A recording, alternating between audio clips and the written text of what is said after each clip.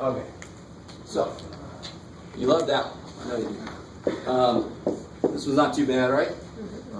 Both the numbers have to be negative to make multiply being positive. Yeah. I like it. So x to make x squared. 9 and 5 to multiply that had to be that easy. Yeah. Should be easy. I should feel completely comfortable saying that's easy. If that's not easy for you, come see me. So that kind of problem, everybody in here should have done some factoring before. If you need to go back and review, do it. Because factoring is stupid important. You have no idea. It's a very strange adjective to use there, but you get used to it. But what about this one? That's easy. 21. Yeah, the cool thing with this one is the numbers have to be 1 apart. What's one thing? They have to multiply by negative, so the numbers have to be positive, negative, different signs. Which means they'll actually subtract to be the middle number. So you know they have to be 1 apart. So what you can start doing is like you're on The Price is Right. You start, okay, what's 1 apart? 15 and 16 are 1 apart. So make that negative 15. That makes positive 1. You with me? But what do they multiply to be? Not 420. Not 420. I like it. They multiply to be 240. So it's no good. It's too low, right? So then you make your numbers bigger. And eventually you're going to get to negative 20 and 21. Right? That makes 420. Okay. Nothing special about that, by the way. So, I see a few of you guys. I'm like, all right, I know that group of people. So then here I just put or minus 20 plus 21. Doesn't matter the order because multiplication doesn't care what order you multiply in. I like it. How's that? Okay, cool.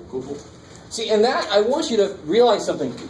When you're taught how to factor, so often it is such a rigid find the factors of 420 and then see what adds to be 1. That's stupid. You need the two numbers to do two things. Who cares what they do first? I made them add to be 1 first.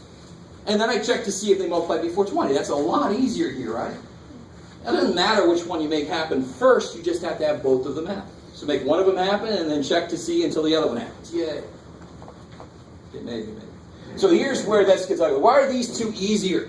These two are actually easy examples of 3-term problems. One quick little thing I can do to screw the whole thing up. There's a number 1 out here, right? The minute I put something here that's not 1, for some reason the whole thing goes to hell. It's a little bit different. All right? So let's see why that is. So real quick, if I took x plus 21 times x minus 20, bear with me here for a second.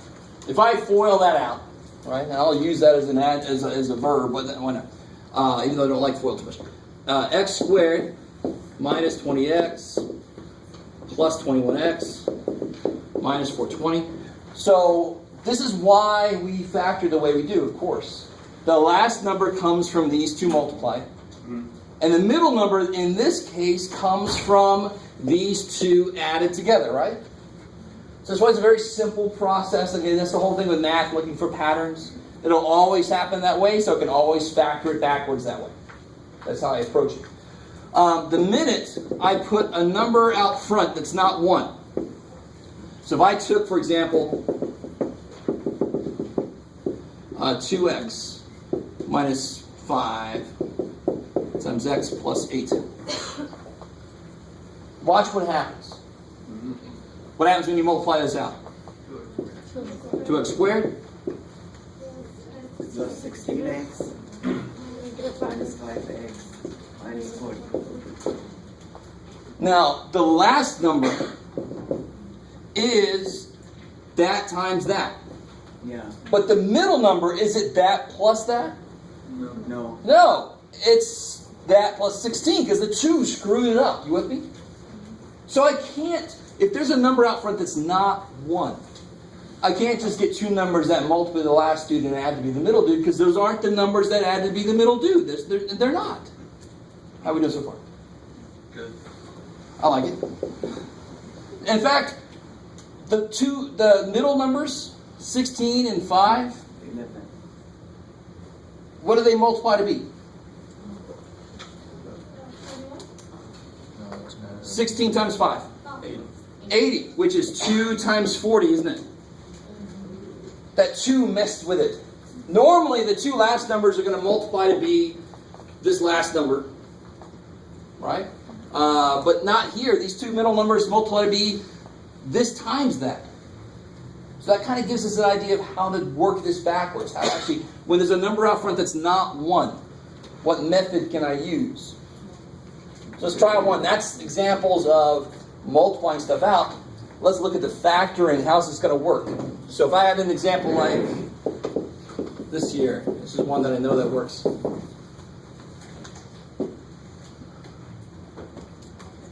So you can't just say 2x minus 6 and 2x plus 1, because because negative 6 and 1 makes negative 5. You can't.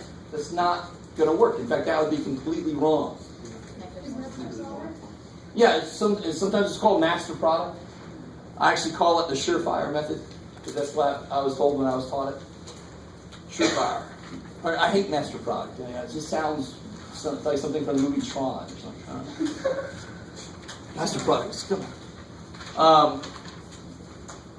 So, here's what we do. Using this motivation that the 2 middle numbers were actually factors of these 2 multiplied. Here's what we do. We first take this times this. And of course we get negative 24. So I know the 2 middle numbers that actually combine to become this have to be factors of this number. And the only reason I'm doing this, that I take this into account, is because that is not a 1. And to be completely honest, when we had this, what's 1 times 420? 420. So we do take that into account. Just 1 times something leaves it alone. Right? That's why it was such an easier process. So what are factors of negative 24 that add to be negative 5? Negative 8 and 3. Negative 8 and 3. Yes, sir. Is that how people take into account like that X thing? Like they would put on Yes. And if you like that, I really personally don't see how, in fact, I don't even know how to set this up, to be completely honest. I think it's like this. Yeah. Negative 5 and 1. And then I don't see how it's any different than just coming up with a list of numbers and checking to see if it works. I mean, but if you like the X, dude, if it somehow helps you think about it, use it to your heart's content, right?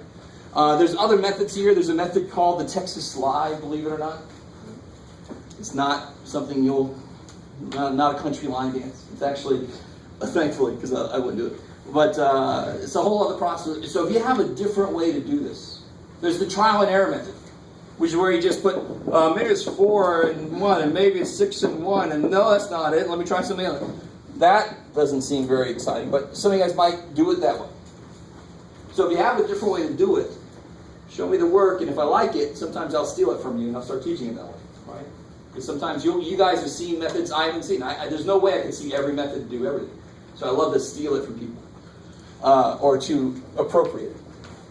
So here's the next step. I cannot jump to the answer because this 8 is somehow messed up by this 4. What I actually do is I try to make this 3 terms become 4 terms. Because what can I do if it's 4 terms? And grouping is relatively easy. So the surefire method, when the number out front's not 1, it wants to make the 3 terms become 4 because then I can just group it. But how do I make this negative 5? I have to use these numbers. So it'd be 4x squared minus 8x. Good. You make sure you don't forget the x, right? This is the coefficients. And now I can group that. So it's called surefire method because if it does factor, this method will work, period. Right? That's why it's called surefire. There's another method called bottoms up. Anybody know bottoms up? All right. You are not allowed to use it unless you can write me a paragraph about why it works. If you cannot do that, I don't want to see it. So why are you teaching us it? I didn't teach that. I'm not going to. Okay, good. I like it. Bottoms up is a really cool shortcut, but if you don't understand why it works, it does not help you worth anything. If you can tell me why it works for you, and it looks like a lot of you guys have never heard of it, keep it that way. That's fine. Nothing wrong with not knowing it, because the more shortcuts you're taught, the less connections you can make and the less far you can go. It's better to know the whole way first and then learn shortcut later. So here, grouping this. What comes out of these two?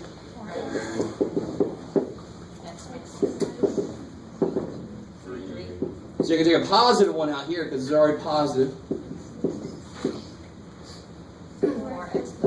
I like it. Why isn't it this? That's another big mistake I always see. Because somebody says there's two of them. No, there isn't. There's one of them that got distributed to both, right? It's not squared. There's only one x minus 2 that was distributed to two things. So you don't have to put a square there. All right, how's that? Is that, so you master product, whatever the hell you call it, have a way to do this that isn't bottoms up and it isn't Wolfram Alpha app on my phone, right? That won't work. Okay. And of course, we talked about cubes already. Let me give you guys a couple of those. All right, this could be cubes or squares.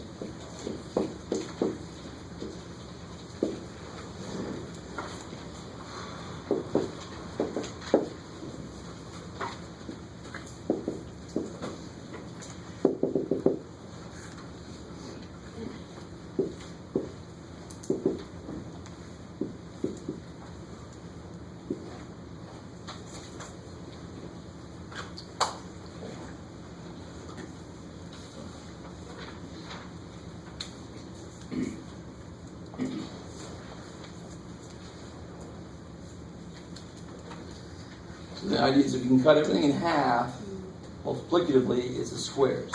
If you can cut everything in thirds, multiplicatively, it's a cube. It's crazy.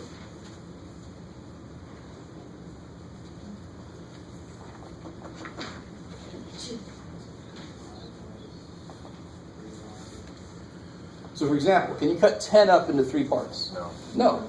But can you get 10 up into 2 parts? Yes. Yeah. So it must be squares, right? 9 can be cut into 2, right? 3. Y squared obviously is. So you know it's a squares. It's a difference of squares. So then you go, thank God. Can you cut everybody in half? Minus plus. Done.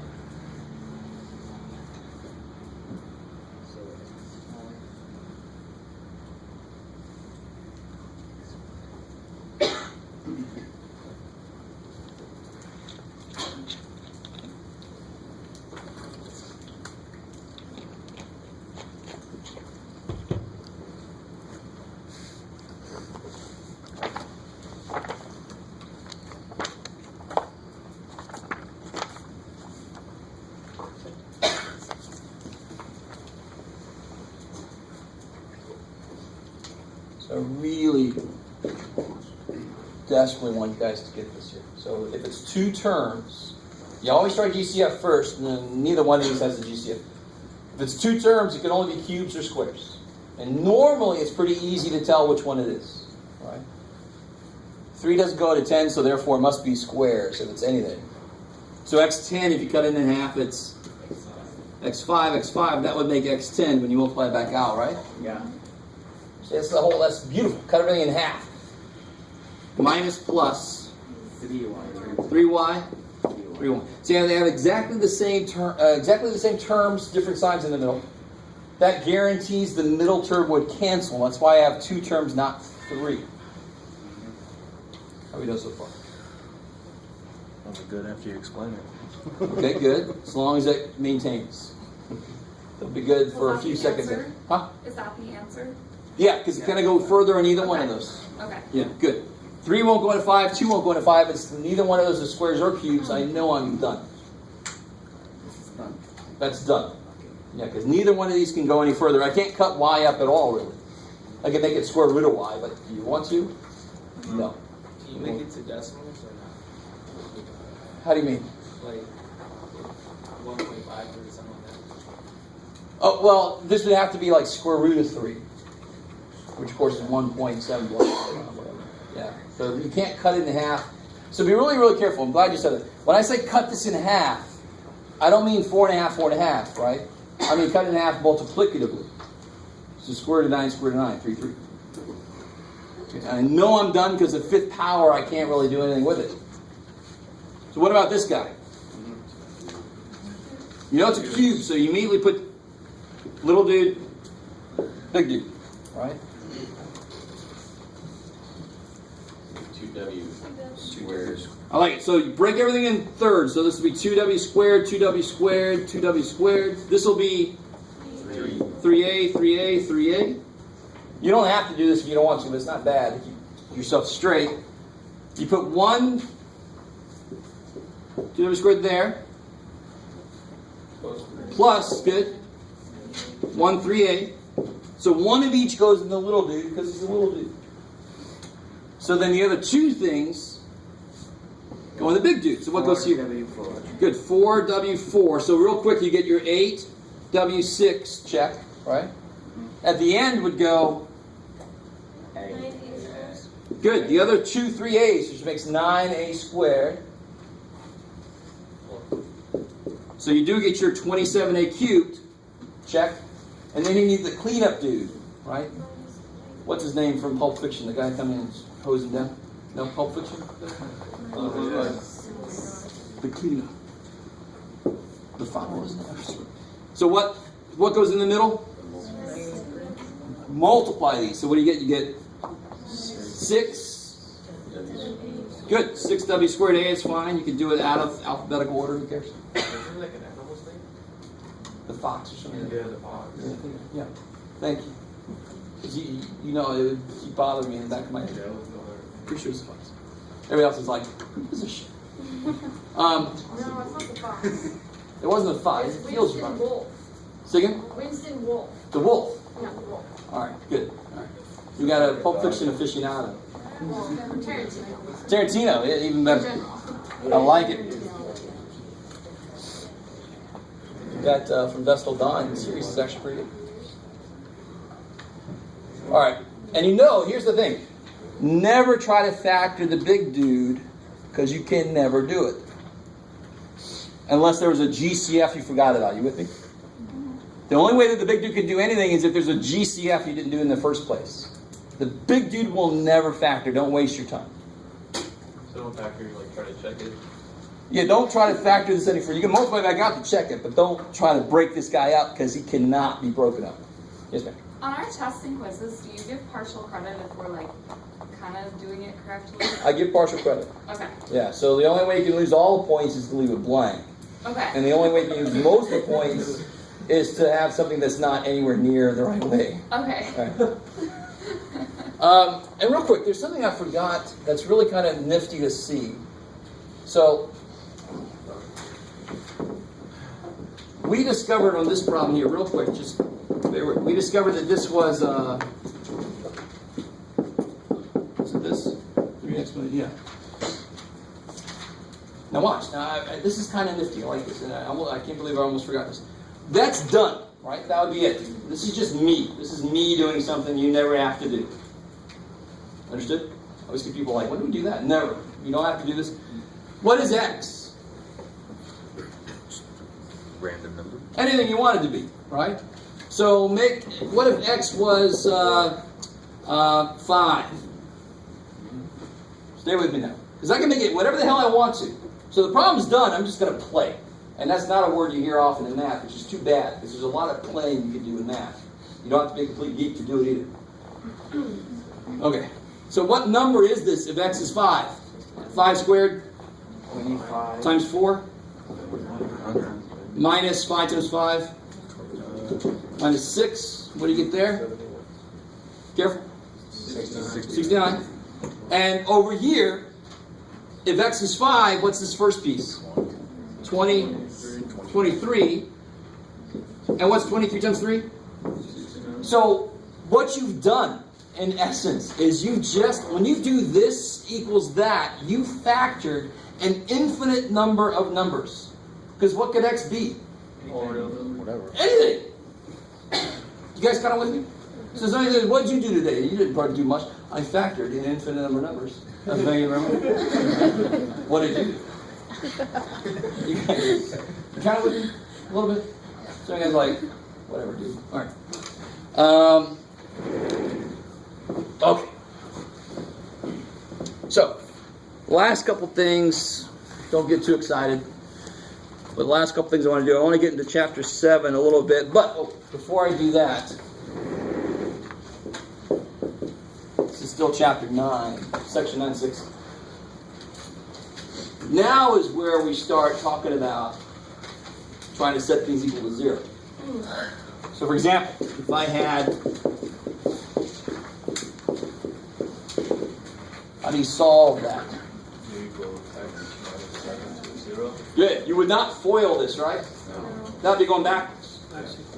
Now, I put a 0 there. If I would have put anything else, if that was a 4 there, would you say x minus 7 equals 4?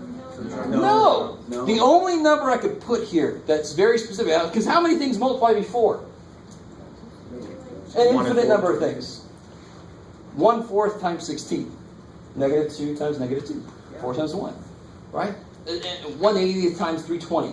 I mean, there's an infinite number of things multiplied before. But what has to be true if they multiply by 0? At least one of them has to be 0. That's why it has to equal 0 in order for me to actually finish it out. Because it makes it very specific. It says either that number, bless you, is 0, or that number is 0. That's the only way it can multiply to be 0.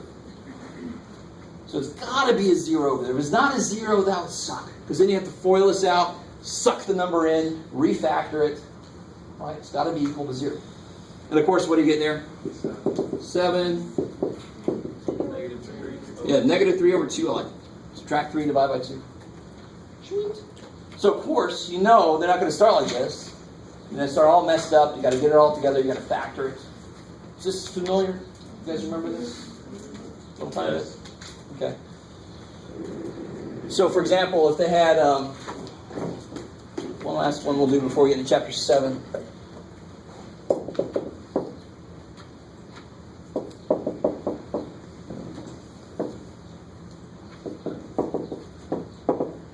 Let's see.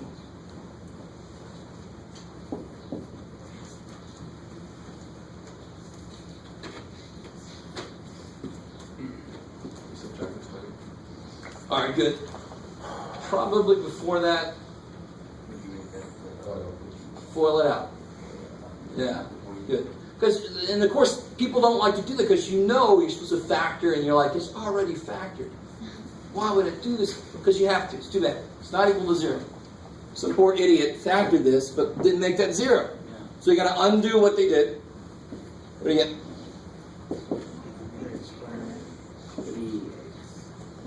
Plus 6x minus x minus 2. You guys with me? Why couldn't you just make it 4x? Oh, this times this? Yeah. Oh, because it's times. Okay. Exactly. Good. There It's we not go. add. Yeah, good. Now what do? Now you can subtract 20 because now there's a place for it to go.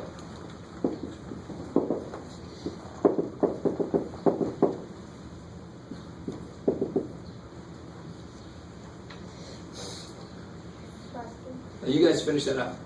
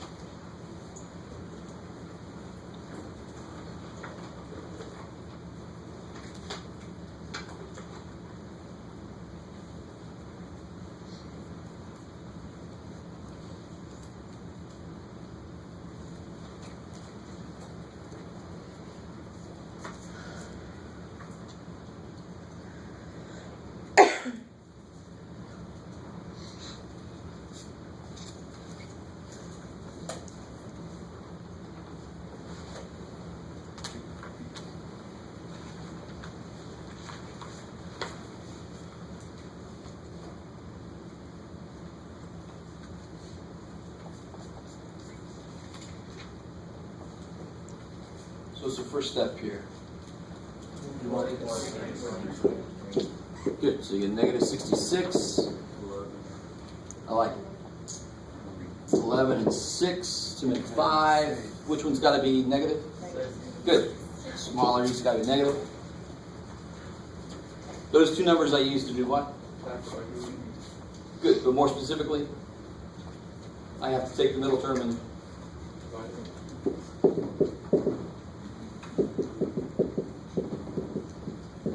so I use those two as my coefficients to break that up.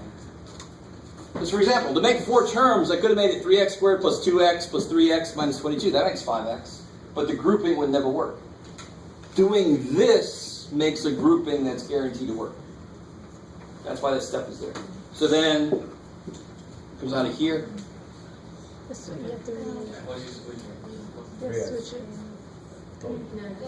Just a, X. Just X. 3X. Either way it works. 2. What happened? I'm sorry. Seems to be a little bit of... Instead of using the 6 where the 3 is, you use the 11. I always found it easier to, but that's good too. 3x squared minus 2, 6x. take it out, it's 3x. Yeah, so you can turn... If you, I like this exactly. So one thing about this, Yeah, right.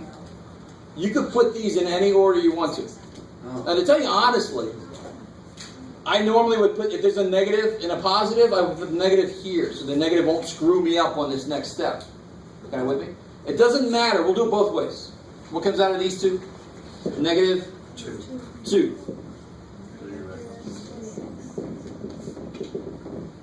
Cool? And I know I'm on the right track because I got the same thing. Yes. Isn't where it says 5x, isn't it supposed to be 6x? Oh, so it would be 6x minus x. Oh, okay. Yeah. So just combine those real quick. Oh, okay. Good. Don't let me do that too often. I will skip steps sometimes to get to the point, but let me know if there's something like, where the hell did that come from? And then the last step here is on the factoring. Excellent. 3x. And you said each one equal to 0, right? Okay. Now real quick, if you had set up the grouping the other way, something interesting happens.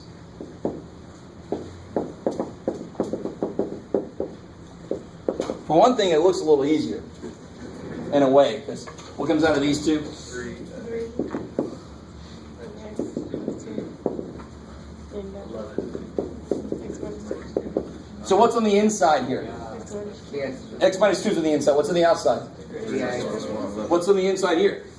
Oops, 3x plus 11. What's on the outside? X. So it doesn't matter which way you do it. The last step is going to put everything in its own parentheses. So who cares what was on the inside and the outside? Okay. So those two numbers will work no matter what order you put them in.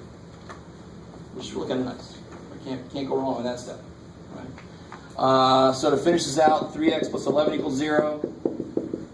X minus 2 equals 0. X is Negative 11 over 3.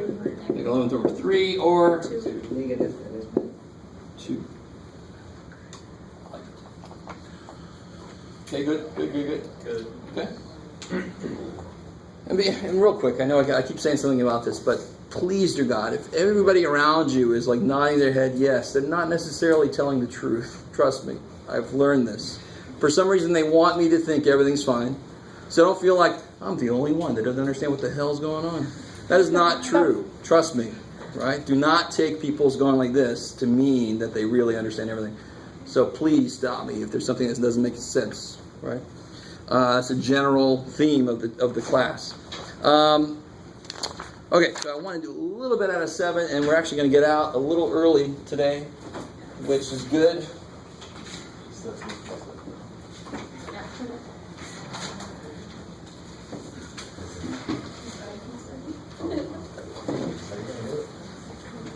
So,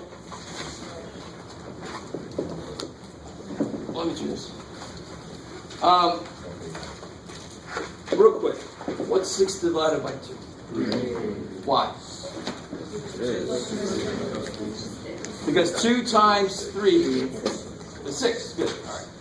And like, okay, we have just taken a step back. What's 6 divided by 0? If it was 0, then you're saying that 0 times 0 is 6. So the number that goes here would have to be the number that I multiply 0 by to get 6. That's why this worked, right? 2 times 3 is 6. That's why that's true. 0 times what is 6? Is there any number defined to do that? No. So then we call it undefined. That's why we call it undefined, because there's no number defined to do what it needs to do. Some of you might also know this as, anybody else know it by a different name? Anybody else? Yeah. Is that 0 with a slash through it? Well, that would be more like empty set. That's more like if there's no answer to a problem, no solution to an equation. Yeah. But I understand the idea, but it wouldn't really apply. It's not really an equation. But I don't know if any teacher ever called it infinite. All right, so if I divide 6 by smaller and smaller, the answer gets bigger and bigger. Yeah. You guys know that? What's 6 divided by 1? What's 6 divided by 0.1? 60. 6 divided by 0.01, 600. So 6 divided by 0 has got to be freaking infinity. Right? Well, I don't really reserve that for this class. It's normally we look at that way in calculus. For us, what's more important is the fact that it's undefined. There is no number that you multiply by 0 to get 6. Cool. What the hell's all this shit about? If I have this, and you told me earlier that x could be anything, but if I have a problem like this, can x be anything? No, it can't be. No. Can't be. In this case, it can't be. Can it be 0? Yeah. Could x be 0? Hell yeah. Because if x is 0, I get 6, no problem. Yeah. But the bottom cannot be. No, the bottom cannot be 0.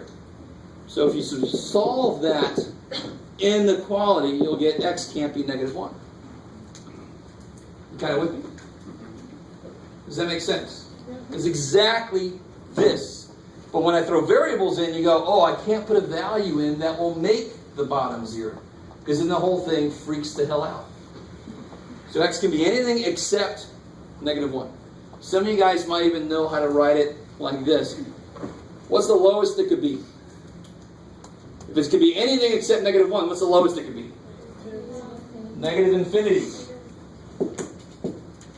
Up to -1. Does this look, you guys have done interval notation? Yeah. Alright, this is me checking. Some of you guys are looking at like, are you still in the same class? What's going on? So, why can it be negative infinity? Sorry, I missed that part. Infinity is a process. I could put in as big of a negative number. Is that cool? Did I say it that way? As big of a negative number as I want to, and this will still be okay. So negative infinity is not a number. It actually is a process. If you put in -1 trillion, I could put in -1 trillion to the trillionth power. Right? I can put in as big of a negative number as I want to. That's what this captures. It says you can keep going forever negative, and it'll be fine. The only problem it has is at -1. So then you'd want to pick up again at -1 and go up to infinity. You can put as big of a positive number as you want to. The only thing you have to skip is -1. That whole thing together kind of means skip -1. Start at infinity, go up to -1, don't include it. Start again at -1, go to infinity. That's another way to write everything except -1. You guys got it? We're going to focus a lot more on this interval notation and these set notation symbols later. I just want to put that up there to see how you reacted, and I got a bad reaction from symbols. So, what if I had a problem like this? Let me put the instructions So what's the answer to that problem? here. Negative. Yeah, x can't be -1. And another way to write the same answer is this way. So what's the easiest way to write that one? Just Well, the obviously x can't that's the be easiest -1? one. Right. But if I ask you to put in interval notation, I better see this. So that's okay. Good. So this is interval notation. So then, x can be -1? Nope. No. See, that symbol, this parenthesis means you do not include it. You remember this? So if I had this, a real quick word on interval notation. If I had this, as every number in between -1 and 4, including -1, but not including Because this symbol here looks like an I for include, that I just lost part of it, right? So that hard bracket is include, because it looks like a freaking I that lost part of itself. This one, what do I put on a number line when I don't want to include a number? Open circle. So doesn't a parenthesis look like part of an open circle? So parentheses, don't include it. It's like an open circle. The part that looks like an I that lost part of itself, that's included. Right? So in this one, am I including -1 anywhere? This is all the numbers up to -1, and then all the numbers above -1. That's the same thing as saying everything except -1. How we doing? Good. The more important thing here is not the symbols you use, it's the idea of what got us to the answer. So right now, I would take this answer fine. It's just a little look ahead. So what do you do on this problem if I say, what values for x make undefined?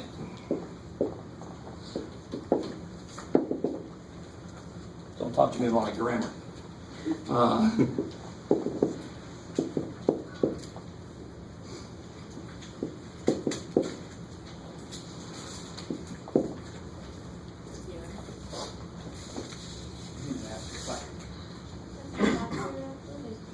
So again? Good. Now don't just say 0, because 0 is fine. It'd be 0 over -50. That's 0. It's no problem. But what does it be more specific about 0? What do you really mean about 0? What can't happen? Or the bottom. The bottom. The dominated. Good. So in English, it would be the bottom can't be 0. And now turn that into Mathish. The denominator. Yeah, the denominator. I like it. Well, let's take a bigger step than that. This is like pseudo math English. Right? But what's the bottom? X squared plus 5x minus 50 can't be not equal to 0. And then solve that. Now, of course, how do you solve that? I think somebody just said that. You've got to factor it to see what its pieces are, to see what makes that happen. Right?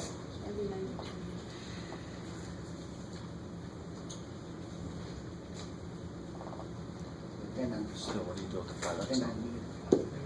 So you know this is x times x for x squared. What numbers multiply to be 50 and add to be 5? 10 and 5. Which one's got to be positive? Positive 10. Good. So x cannot be -10. -10. X cannot be 5. Kick ass. Did I care about the top? No. Top has nothing to do with making it undefined. Why not? Because the only thing that can't happen in a fraction is the bottom cannot be 0. The top can be any damn thing it wants to be. So that's why you add. That's why my whole focus on this problem is the bottom, right? You with me? Yeah, I'm still focusing on I guess the bigger picture of 5x on that. I like it. So the top is sort of a red herring. I just put it there, and I sometimes put it there just to make sure nobody tries to cancel these two. Because obviously division can't kill addition and subtraction, so I can't cancel. The top, I don't care what the hell I put it there, really. Because anything can happen on the top. The bottom cannot be 0. That's the only restriction in this. Yes, ma'am? Is it kind of like the opposite? Oh, to get from here to here? Yeah. Yes. Okay. Because what do you add to 10 to make it 0? The opposite of 10. Right? Because all we really did was set this equal to 0 and then subtract 10. Good. I like it. Yes, ma'am? How would you write that in interval notation? I like it. So you start at -infinity, and what's the first number you got to stop at? -10. Then you start again at -10, and you stop at 5. Then you start again at 5, and you don't stop forever, right? Don't stop. Is that cool? So see, now watch. Skip -10. Skip 5. That's what I look at that whole 5u5 thing. That means skip that. Skip this, skip that.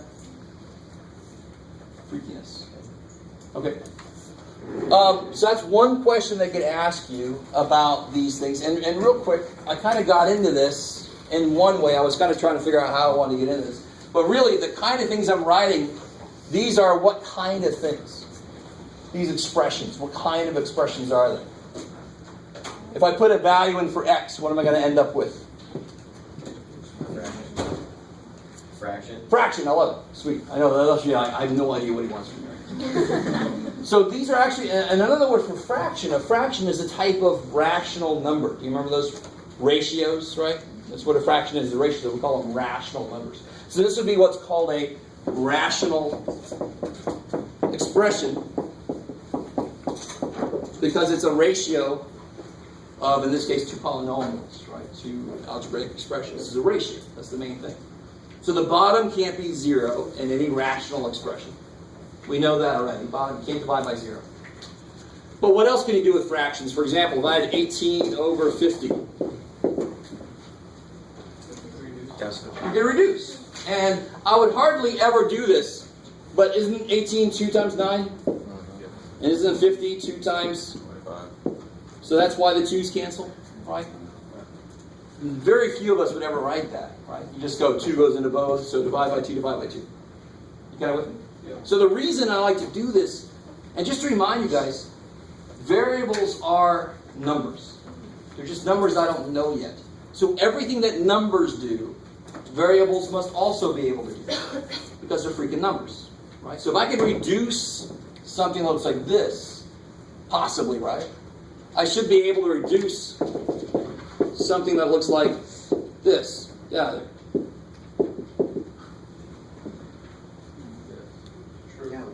Now be really careful. You can't just kill the x's and kill it, right? What's the first thing you should do? X minus 3, X plus 3. Good, factor. If I factor, I see the parts, and I see which parts might die, right? So x squared minus 9 is, I think you just said it. So what dies? X minus 1. X minus 3 dies. Good. It's kind of satisfying in a way, right? Done. Okay. I teach you very violent math. So if it bothers you, it's too bad. So here, you guys try this one. Oh. I'll stick to my promise. My promise to myself and to you. Which is we're going to get out of here a little early.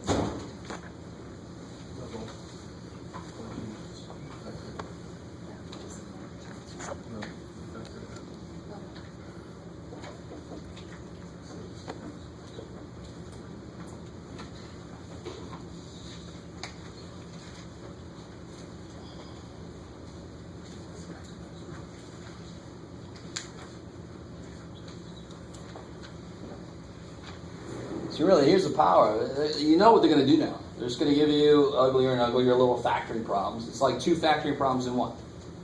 So you factor. The process doesn't care. The process says factor and then kill what's common on the top and bottom. What's going to change is how hard this stuff is. So on the top, X minus 4. like, right, 4 times 4 is 16. And the bottom is what form? What do you have to put down? Cube.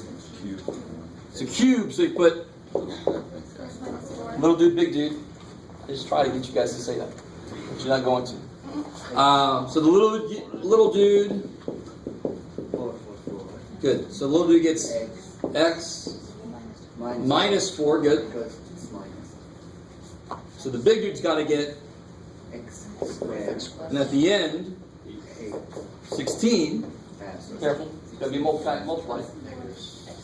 And the middle term is 4x. I like Plus 4. Minus plus to be the opposite of that. It's got to be the cleanup dude, the wolf, right? Spraying the blood off my front.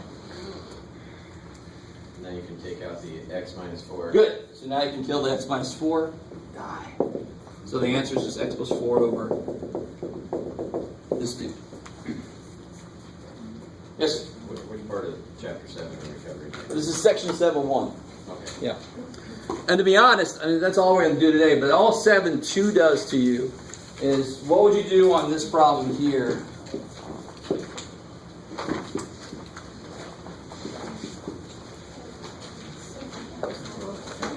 Yeah, and say what goes. 3 and 9. So you see what they're going to do? They're going to have like this times another piece. So what do? You factor, factor, factor, factor, kill, right? That's section 7.2. It really doesn't add anything new. Same idea. So we basically made it up through 7.2. Kind of. Sort of. For the most part. All right, guys.